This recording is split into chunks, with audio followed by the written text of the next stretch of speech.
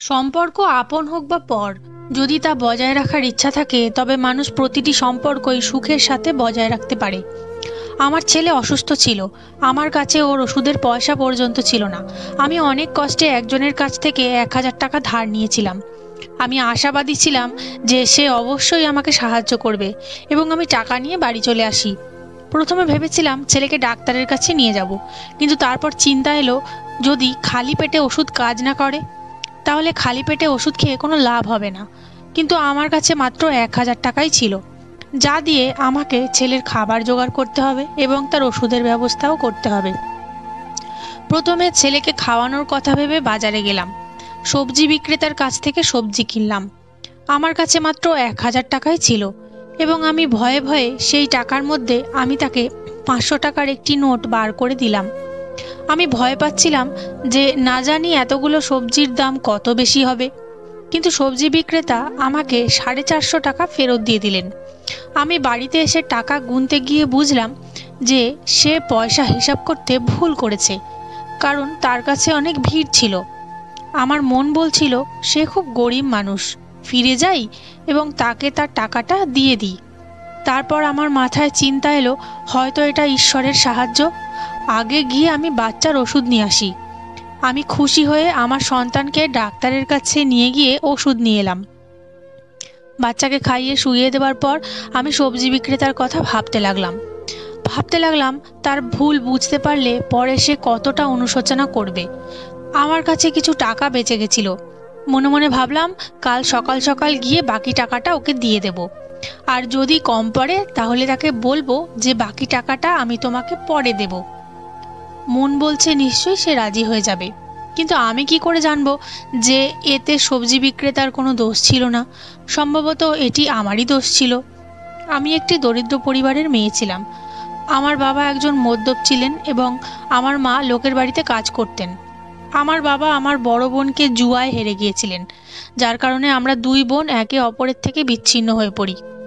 আমি আমার বাবার কুদৃষ্টি থেকে দূরে থাকার আপ্রাণ চেষ্টা করেছি, কিন্তু ভবিতব্যকে কে আটকাতে পারে? অবশেষে যখন আমি 16 বছর বয়সী হলাম, তখন আমাকেও আমার বাবা জুয়ায় হেরে গেল। আর তারপর আমিও বিয়ে করে আমার বাবার মতো একজন ব্যক্তির বাড়িতে এসে পড়লাম। আমার মায়ের মতো আমিও লোকের বাড়িতে কাজ করতাম এবং জুয়ারি স্বামীর হাত থেকে আমার উপার্জনকে বাঁচাতে নানাভাবে চেষ্টা করতাম। কখনো কাপড়ের ভাঁজে, আবার কখনো রেশনের বাক্সে টাকা লুকিয়ে রাখতাম, কিন্তু তাও সে আমার কাছ থেকে আমার রোজগারের টাকা ছিনিয়ে নিত। আমার 3টি সন্তান ছিল এবং আমি খুশি যে ঈশ্বর আমাকে 3টি পুত্রই দিয়েছেন। আমার কোনো মেয়ে ছিল না যাকে তার বাবা আমার মতো বেচে দেবে। এভাবেই সময় কাটতে থাকে আর আমার জীবন এভাবেই চলতে থাকে। মাঝে মাঝে কয়েক সপ্তাহ পর যখন আমার স্বামীর বাড়ির কথা মনে পড়ে, তখন তিনি বাড়িতে আসেন এবং যা কিছু মূল্যবান জিনিসপত্র দেখেন তা তুলে নিয়ে গিয়ে বিক্রি করে দেন। কিছু না পেলে সে আমাকে মারধর শুরু করে এবং আমার বাচ্চারা আমাকে বাঁচানোর চেষ্টা করলে তিনি বাচ্চাদেরও মারতে থাকেন। আমার মনে কেবল একটা স্বস্তি ছিল যে বাড়িটি আমার নিজের এবং তিনি এই বাড়িটি বিক্রি করতে পারবেন না, কারণ আমার বিয়ের পর আমার শ্বশুর তার ছেলের কাজকর্ম দেখে এই বাড়িটি আমার নামে লিখে দিয়েছিলেন। এই একটা ভালো কাজ তিনি তার জীবদ্দশায় করে দিয়ে গেছেন। অন্তত আমার সন্তানদের মাথায় একটা ছাদ তো আছে, যেটা তাদের বাবা ছিনিয়ে নিতে পারবে না। আমার আশেপাশের বাড়ির মহিলাদের অবস্থাও আমার মতোই ছিল। তারাও কঠোর পরিশ্রম করে তাদের সন্তানদের জন্য খাবার জোগাড় করতেন।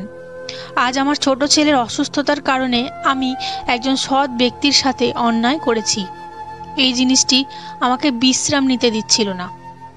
কিছুদিন পর যখন আমার ছেলের স্বাস্থ্যের উন্নতি হয় এবং আমি আমার বেতন পাই, তখন আমি ভাবলাম সেই সবজি বিক্রেতার ঋণ আমার শোধ করা উচিত। আমার সবজিরও কিছু দরকার ছিল, তাই আমি আবার বাজারে গেলাম। ওই সবজি বিক্রেতা আমাকে দেখেও না দেখার ভান করে অন্য ক্রেতাদের মাল দিতে শুরু করলেন।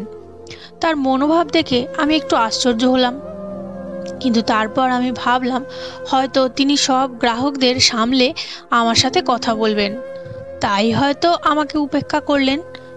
যাই হোক, তার আগেকার টাকাটাও তো আমাকে তাকে ফেরত দিতে হবে। আমি পয়সা দেওয়ার কারণেই তো এই সবজি বিক্রেতার কাছে এসেছি। সেজন্য আমি চুপচাপ দাঁড়িয়ে রইলাম। সব ক্রেতাদের সামলে সে আমার দিকে তাকিয়ে জিজ্ঞেস করলো, কি চাই? আমি তাকে বললাম যে আপনি আগের বার আমাকে বেশি টাকা ফেরত দিয়ে দিয়েছিলেন। কিন্তু উনি আমার কথাটা উপেক্ষা করে বললেন, এখন কি চাই? আমি ওনাকে অনেকগুলো সবজি নেওয়ার কথা বললাম। উনি সবজি দিতে শুরু করলেন। সবজিগুলো দেওয়া হয়ে যাওয়ার পর আমি তাকে জিজ্ঞেস করলাম, কত টাকা হয়েছে? সে আমার মুখের দিকে তাকাতে লাগলো এবং সে আমাকে যা বলল সেটা শুনে আমার একটা ঝটকা লাগলো, কারণ সে আমার কাছ থেকে মাত্র 50 টাকা চাইলো। আমি ভাবলাম হয়তো উনি ভুল করছেন, তাই আমি তাকে 500 টাকার নোট বের করে দিলাম।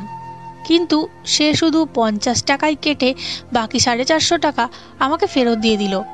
আর আমি যখন তাকে বললাম যে সবজির দাম তো অনেক, তখন সে আমার কথা এড়িয়ে অন্য গ্রাহকদের কাছে চলে গেল।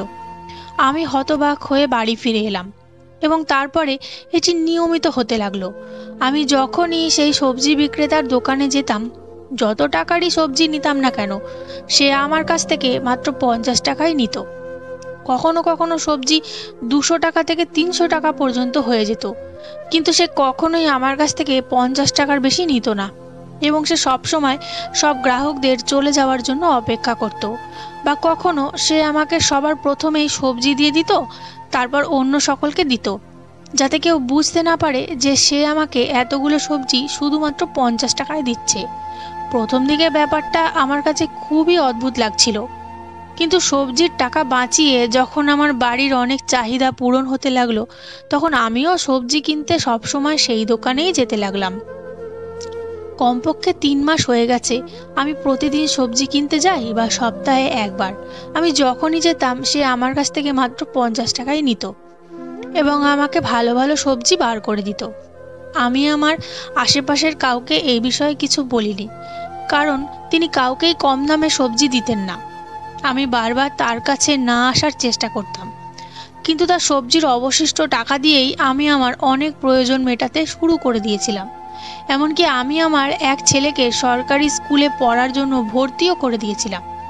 তাই আমাকে এই দোকান থেকেই সবজি কিনতে হতো, কারণ অন্য কোনো দোকান থেকে কিনতে হলে সবজির পুরো টাকা দিতে হবে, যেটা আমি দিতে পারতাম না। আমি সবসময় এটা ভেবে যেতাম যে আমি তাকে এবার নিশ্চয়ই জিজ্ঞাসা করব যে এই 50 টাকার ব্যাপারটা কি, আর সে আমাকে এই সবজিগুলো এত কম টাকায় কেন দেয়। কিন্তু সেটার জন্য প্রয়োজন ছিল যাতে তার দোকানে অন্য গ্রাহক না থাকে। কিন্তু আমি যখনই তার দোকানে যেতাম, তার দোকানে অন্য গ্রাহক থাকতো। কখনো আমার সবজি কেনার সময় চলে আসতো, বা কখনো আগে থেকেই থাকতো। আমি তার সাথে কথা বলার সুযোগই পেতাম না। এই পুরো ঘটনায় যদি তার কোনো খারাপ উদ্দেশ্য থাকতো, তাহলে আমি একজন নারী, সেটা আমি ঠিক তার উদ্দেশ্য অনুমান করতে পারতাম। কিন্তু তার এমন কোনো উদ্দেশ্য ছিল না, কারণ সে আমার দিকে চোখ তুলে পর্যন্ত দেখতো না, বরং সে অন্য কোনো মহিলার দিকেও ভালো করে তাকাতো না। এটা তার ভালো চরিত্রের একটা দিক ছিল। এখন প্রশ্ন হলো, আমার দারিদ্রতার কারণে আমার প্রতি দয়া দেখিয়ে যদি সে আমাকে সাহায্য করতে চায়, তাহলে তো এমন অনেক লোক আছে যাদের সাহায্যের প্রয়োজন ছিল, এবং এমনও লোক ছিল যারা 2-3 দিন অভুক্ত থাকে। তাহলে তিনি কেন তাদের সাহায্য করেন না? শুধু তিনি কেন আমাকেই সাহায্য করেন? এই ব্যাপারটা আমাকে ভাবাচ্ছিল, এবং আমার সব প্রশ্নের উত্তর একমাত্র সবজি বিক্রেতার কাছেই ছিল। কিন্তু তার সাথে কথা বলার আমি সুযোগ পাচ্ছিলাম না। একদিন আমি যে বাড়িতে কাজ করতাম সেখানে একটি বড় পার্টি ছিল। সেই বাড়ির মালকিন আমাকে বললেন, বাজার থেকে সবজি কিনে এনে রাঁধুনিকে সাহায্য করো। আমার পা আপনা আপনি সেই দোকানের দিকেই এগোতে লাগলো। আমি ভেবেছিলাম যে আজ আমার প্রচুর পরিমাণে সবজির দরকার, যার দাম কমপক্ষে 2000 টাকা থেকে 3000 টাকা হবে। আজ সবজি বিক্রেতা কি করে আমি সেটা দেখব। আমি যখন সবজি কিনতে গেলাম, তখন আমি তার মুখে বিস্ময় দেখতে পেলাম। কিন্তু তারপরও সে চুপচাপ সব সবজি ওজন করতে শুরু করে দিল, এবং যখন টাকা নেওয়ার সময় এলো, তখন আমি তার হাতে 5000 টাকা দিয়ে দিলাম, যেটা আমাকে মালকিন দিয়েছিল। কিন্তু প্রতিবারের মতো যখন সে এই 5000 টাকা থেকে শুধুমাত্র 50 টাকা কেটে বাকি টাকা আমাকে ফেরত দিতে গেল, তখন আমি তাকে বললাম যে এই সবজিগুলো আমি আমার মালকিনের জন্য নিয়ে যাচ্ছি। তখন তার বিস্মিত মুখে হাসি ফুটে উঠল, এবং সে সব সবজির টাকা কেটে নিল এবং আমাকে 2000 টাকা ফেরত দিল। তখন আমি নিশ্চিত হয়ে গেলাম যে তিনি শুধু আমাকেই কম দামে সবজি দেন। এ সময়ও তার দোকানে কিছু খদ্দের উপস্থিত ছিল, সেজন্য আমি আর কোনো প্রশ্ন করতে পারিনি। সেদিন তো আমি সারাদিন মালকিনের বাড়ির অনুষ্ঠানে থাকলাম এবং পরের 2 দিন আমি সবজির দোকানে যাওয়ার সময় পেলাম না। কিছুদিন পর যখন আমি তার দোকানে যাই, তখন তার সাথে একটি ছেলেও উপস্থিত ছিল এবং সে সেখানে কাজ করছিল। বরাবরের মতো তিনি আমাকে 50 টাকাতেই সবজি দিয়েছিলেন, কিন্তু সেই ছেলেটির কারণে আমি কোনো প্রশ্ন করতে পারিনি। কয়েকদিন পর আবার তার দোকানে গেলে সেই ছেলেটাই সেখানে ছিল। তিনি নিজে দোকানে উপস্থিত ছিলেন না। আমি কম দামে সবজি কিনতে অভ্যস্ত হয়ে উঠেছিলাম। আমি অবাক হলাম যখন ছেলেটিও আমাকে 50 টাকায় সবজি দিল।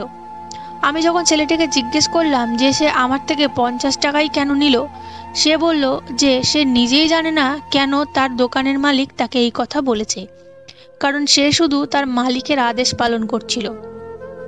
দোকানের মালিক তাকে বলেছিল যে যখনই আমি এখানে আসব, যে কোনো সময় যা কিছুই নেব, আমার থেকে সে যেন শুধুমাত্র 50 টাকাই নেয়। আজকেও আমি প্রায় 300 টাকার মতো সবজি নিয়েছি, কিন্তু সে আমার কাছ থেকে মাত্র 50 টাকাই নিয়েছে। আমি যখন তাকে জিজ্ঞেস করলাম তার মালিক কখন আসবে, সে এই প্রশ্নের কোনো উত্তর দিল না। এবার তো আমি আরও অবাক হলাম এবং আমি আমার প্রশ্নের উত্তরও চাইছিলাম। এখন ব্যাপারটা আমার কাছে অসম্ভব বলে মনে হতে শুরু করেছে, কারণ এখন প্রায়ই ওই ছেলেটি দোকানে থাকতো আর সেই সবজি বিক্রেতা নিজে থাকতো না। সবজি তো আমি আগের মতোই পাচ্ছিলাম এবং ভালোই পাচ্ছিলাম, কিন্তু আমার প্রশ্নের উত্তর আমি পাচ্ছিলাম না। এই সময় আমার বড় 2 ছেলেই স্কুলে যাওয়া শুরু করে দিয়েছিল এবং আমি একটি ভালো ভবিষ্যতের আশা দেখতে পাচ্ছিলাম, এবং এই সব সম্ভব হয়েছিল শুধুমাত্র সবজির দাম কম হওয়ার কারণে। কারণ এর আগে আমি শুধু আমার সন্তানদের দুবেলা দুমুঠো খেতে দেওয়ার চিন্তাতেই থাকতাম, কিন্তু যখন আমি কিছু বেঁচে যাওয়া পয়সা সঞ্চয় করতে শুরু করি, তখন আমি তাদের শিক্ষার কথাও ভাবতে শুরু করি। এখন আমি কিছুটা আশা দেখছিলাম যে আমার সন্তানরা শিক্ষার মাধ্যমে সমাজের উঁচু স্তরে পৌঁছাবে এবং সম্ভবত আমার কষ্টে ভরা জীবনও শেষ হবে। এই বিষয়গুলি যখন শুরু হয়েছিল তখন আমি খুব শিক্ষিত ছিলাম না, কিন্তু আমি কিছুটা হিন্দি পড়তে পারতাম। তাই আমি নিজের মতো করে শাকসবজির হিসাব লিখতে শুরু করি, কারণ আমার মনে এই চিন্তা ছিল যে আমার জীবনে কখনো যদি অনেক পয়সা আসে, তো সবজি বিক্রেতার সমস্ত ঋণ একেবারেই শোধ করে দেব। সবজিওয়ালার এই রহস্য আমি আমার সন্তানদেরও বলিনি, কারণ কথায় কথায় যদি তারা তাদের বন্ধুদের বলে দেয়, তাহলে আমার জন্য সমস্যা তৈরি হয়ে যাবে। কারণ সবথেকে প্রথমে আমার চরিত্রের ওপর আঙুল উঠবে। আমি গরিব অবশ্যই ছিলাম, কিন্তু চরিত্রহীন ছিলাম না। কিন্তু এই কথাটা তো কেউ বুঝবে না, আর সবাই আমাকে প্রশ্ন করতে শুরু করবে যে সে তোমাকে এত কম দামে সবজি কেন দেয়। এই পুরো বিষয়টি চলছে প্রায় 7-8 মাস কেটে গেছে এবং এখনো পর্যন্ত আমি সেই ব্যক্তিকে জিজ্ঞাসাবাদ করতে পারিনি, এবং অবশেষে একদিন আমি সেই সুযোগ পেয়েই গেলাম। আমি রাত্রিবেলা দেরি করে কাজ থেকে ফিরছিলাম, তাই সবজি নিতে যেতে আমার একটু দেরি হয়ে গেল। সে সময় দোকানে সবজি বিক্রেতা উপস্থিত ছিলেন। সেই অন্য ছেলেটি আজ সেখানে ছিল না এবং কোনো খদ্দেরও ছিল না। আমি গিয়েই সাথে সাথে তাকে জিজ্ঞাসা করলাম, আপনি কেন এই সমস্ত সবজি আমাকে মাত্র 50 টাকার বিনিময়ে দেন, এবং আপনার আমাকে এইভাবে সাহায্য করার কারণ কি? তখন সে বলল, আপনি শুধু আমাকে এটা বলুন, এই কারণের জন্য আপনার কি কিছুমাত্র সাহায্য হয়েছে? তখন আমি তাকে বললাম যে আমি আমার 2 সন্তানকে স্কুলে ভর্তি করিয়েছি এবং ঘরে অনেক ছোট ছোট জিনিসপত্র করে নিয়েছি, যেগুলো আমার স্বামীর নজর থেকে বাঁচিয়ে রেখেছি। তিনি বললেন যে আমি এটাই চেয়েছিলাম, যাতে আপনার কিছু সাহায্য হয়। আজ পর্যন্ত আমি আপনাকে কোনো ভুল নজরে দেখিনি, বরং আপনিও এটা জানেন আমার উদ্দেশ্য ছিল শুধুমাত্র আপনাকে সাহায্য করা। কিন্তু আমার প্রশ্ন সেই একই ছিল যে তিনি যদি সাহায্য করতে চান, তবে এখানে অনেক লোক আছে যাদের তার সাহায্যের প্রয়োজন, কারণ যেখানে তার দোকানটা আছে তার আশেপাশে আমার মতোই গরিব লোকেরা সবাই থাকে। ওখানে তো সবাই গরিব, তাহলে সে শুধু আমাকেই কেন সাহায্য করে? আমি তাকে এই প্রশ্ন করলে সে ঘাবড়ে যায় এবং কাঁদতে থাকে এবং বলে, তোমার প্রশ্নের উত্তর আমার কাছে আছে, কিন্তু আমি দিতে চাই না। আমি যখন তাকে আমার প্রশ্নের উত্তর দেওয়ার জন্য পীড়াপিড়ি করি এবং বলি যদি সে আমার প্রশ্নের উত্তর না দেয় তাহলে আমি আর তার কাছ থেকে সবজি কিনবো না, তখন সে আরও বিচলিত হয়ে ওঠে। তখন সে আমার কাছ থেকে প্রতিশ্রুতি নেয় আর বলে যে আমি আপনাকে আপনার সমস্ত প্রশ্নের উত্তর দেব, কিন্তু আপনি আমাকে কথা দিন যে আপনি সবজি আমার কাছ থেকেই নেবেন। আমি তাকে কথা দিলাম। তখন সে আমাকে বলল কাল সন্ধ্যার পরে তার বাড়িতে যেতে, সেখানে সে আমাকে আমার সমস্ত প্রশ্নের উত্তর দেবে। কিন্তু আমি তার বাড়িতে যেতে চাইছিলাম না। তিনি আমাকে দ্রুত তার বাড়ির ঠিকানা বললেন এবং আমি তার বাড়িতে যেতে অস্বীকার করতেই যাচ্ছিলাম এবং তাকে বলতে যাচ্ছিলাম যে তিনি এখানেই আমার সমস্ত প্রশ্নের উত্তর দিন, ঠিক সেই সময় দোকানে আরেকজন খদ্দের এসে পড়ল। তাই আমাকে চুপ করে যেতে হলো। তখন আমি সবজিগুলো নিয়ে বাড়িতে ফিরে এলাম, কিন্তু সারা রাত আমার এই চিন্তাতেই কাটলো যে উনি আমাকে নিজের বাড়িতে কেন ডাকলেন, তাও আবার সন্ধ্যের পর। কিন্তু যদি আমি না যাই তাহলে হয়তো সারা জীবন উত্তর পাবো না, আর যদি যাই তাহলে জানি না সে আমার সাথে কী করবে, কারণ পুরুষ মানুষকে কোনো বিশ্বাস নেই। আমার জীবনের সবগুলো পুরুষই তো একই প্রকৃতির, কিন্তু এই সবজি বিক্রেতাটিকে আমার একটু ঠিক মনে হতো। কিন্তু কেন সে আমাকে একা তার বাড়িতে ডেকেছিল? সারা রাত চিন্তা করার পর আমি সিদ্ধান্ত নিলাম যে আমাকে অন্তত একবার যেতেই হবে, এবং আমি এতটা দুর্বল নই যে সে যদি আমার সাথে কিছু খারাপ করার চেষ্টা করে তবে আমি নিজেকে বাঁচাতে পারবো না। এখন আমি অধীর আগ্রহে সন্ধ্যার অপেক্ষায় রইলাম। আমি তাড়াতাড়ি কাজ থেকে ফিরে এসে ছোট ছেলেকে আমার দুই ছেলের কাছে রেখে দিই এবং কড়াভাবে তাদের বলে দিই যে ঘরের বাইরে না যেতে। আমি একটু পরেই চলে আসব, আমি কিছু জরুরি কাজে যাচ্ছি। আমি আমার চুড়িদারের ভিতরে একটি ছোট লাঠি লুকিয়ে নিলাম এবং তার বাড়ির দিকে এগোতে লাগলাম। লাঠিটা আমি এই জন্য রেখেছিলাম যাতে বিপদে পড়লে সেটা কাজে আসে। আমি যতই তার বাড়ির দিকে এগিয়ে যাচ্ছিলাম ততই আমার হার্টবিট বাড়ছিল। তার বাড়ির দরজায় পৌঁছে একেবারের জন্য আমার হৃদয় বলল যে ফেরত চলে যেতে, যেটা যেমন চলছে সেটা তেমনই চলুক, আমার কি দরকার প্রশ্ন করার, আমার তো চাহিদা পূরণ হয়ে যাচ্ছে এবং আমার সন্তানরা খেতেও পাচ্ছে এবং তারা ভালো শিক্ষাও পাচ্ছে এবং আমার ঘরের চাহিদাও পূরণ হয়ে যাচ্ছে। আমার এই রহস্যকে রহস্য হিসাবেই থাকতে দেওয়া উচিত, কিন্তু আমার অন্তরাত্মা আমাকে শান্তিতে থাকতে দিচ্ছিল না। আর বারবার আমার এই ভাবনা আসছিল যে অন্তত একবার আমার ভিতরে যাওয়া উচিত। তারপর আমি দরজায় টোকা দিলাম। দরজায় নক করার পর আমার হৃৎপিণ্ড দ্রুত স্পন্দিত হতে শুরু করে এবং আমি অনুভব করতে লাগলাম যে আমার এখানে আসার সিদ্ধান্ত ভুল ছিল না। আমি এখান থেকে মুখ ফিরিয়ে নেওয়ার আগেই দরজা খুলে গেল এবং দরজায় দাঁড়িয়ে থাকা সবজি বিক্রেতার মুখ দেখলাম। তার মুখে হাসি ছিল এবং তিনি আমাকে ভিতরে আসতে বললেন। এখন যেহেতু আমি এত দূর এসেছি আমাকে আরও সাহসী হতে হবে। আমি ভয়ে ভয়ে ঘরের ভেতর ঢুকে আমার হাতের নিচে লুকানো লাঠিটা শক্ত করে ধরলাম। যখন আমি ভেতরে পা রাখলাম, ভেতরে আসার সাথে সাথেই সে আলো জ্বালিয়ে দিল, আর আলো জ্বলতেই আমার চোখ যে জিনিসটার ওপর গেল তাতে আমি সম্পূর্ণ চমকে গেলাম। আমার এমন মনে হচ্ছিল যেন ঘরের ছাদটা আমার মাথার ওপর এসে পড়েছে। যখন আমার স্বামীর কাছে আমার বাবা আমাকে বেচে দিয়েছিল তারপর থেকে বাবা মায়ের সঙ্গে আমার কোনো সম্পর্ক ছিল না। আমি জানতাম না যে আমার বোন বা বাবা মা কী অবস্থায় আছে, এবং আমি ধরে নিয়েছিলাম যে তারা আমার কাছে মৃত, এবং আমি ভুল করেও তাদের কথা কখনো ভাবিনি।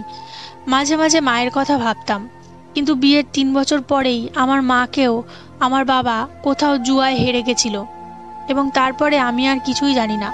তাদের সবাইকে মৃত ভেবে নেওয়ার পরেও কখনো তাদের মুখোমুখি হওয়ার কথা ভাবিনি।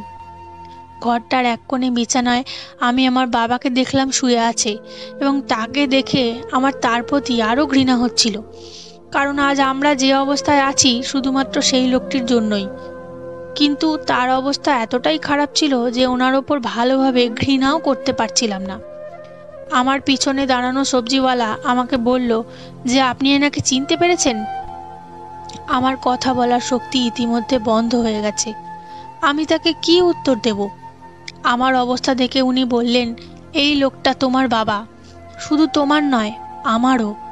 আমি তোমার ভাই, এই কথাটা শুনে আমি অবাক হয়ে বড় একটা ধাক্কা খেলাম। এটা কিভাবে সম্ভব?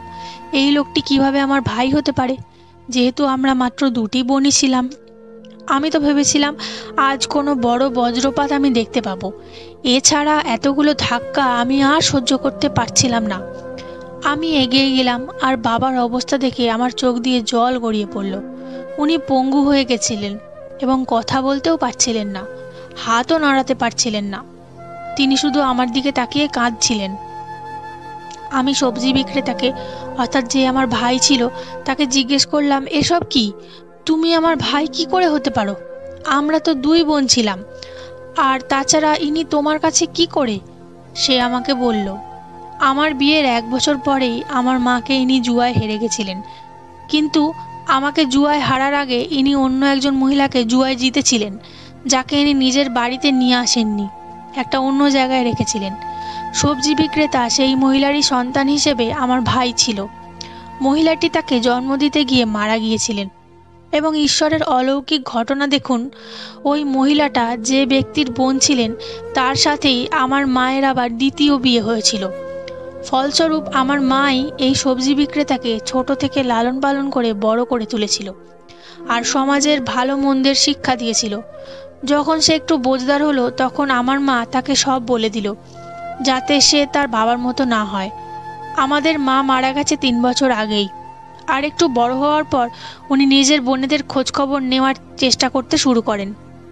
তখন জানতে পারেন আমার বড় বোন বিয়ের পরই সন্তান জন্ম দিতে গিয়ে মারা যায়, এবং তার সঙ্গে তার সন্তানও মারা যায়। এবার এই দুনিয়ায় তার আত্মীয় বলতে রইল একজন তার ছোট বোন এবং একজন তার বাবা।